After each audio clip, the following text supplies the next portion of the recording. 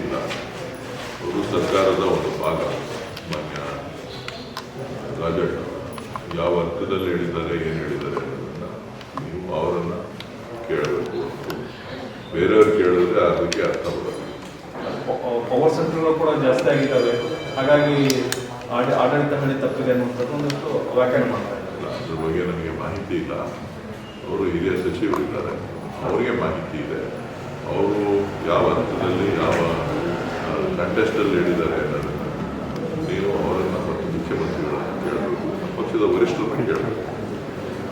ರಾಜ್ಯಪಾಲರು ನೇರವಾಗಿ ಜಲಸಂಪನ್ಮೂಲ ಇಲಾಖೆಗೆ ಆರೋಪಗಳನ್ನೆಲ್ಲ ಮಾಡಿ ಆರೋಪ ಮಾಡಿದ್ದಾರೆ. ಮುಖ್ಯಮಂತ್ರಿಗಳು ಅವರ ಸರ್ಕಾರರು ಮಾತನಾಡ್ತಾ ಇದ್ದಾರೆ. ಸೊ ಏನು ಅನುದಾನಗಳ ವಿಚಾರ ಇದೆ ಅದು ಮುಖ್ಯಮಂತ್ರಿಗಳು ಮತ್ತು ಉಪಮುಖ್ಯಮಂತ್ರಿಗಳಿಬ್ಬರು ಸೇರಿ ಚರ್ಚೆ ಮಾಡಿ ಎಲ್ಲರಿಗೂ ಸಮಾಧಾನ ಪಡಿಸುವಂಥ ಕೆಲಸ ಮಾಡ್ತಾರೆ.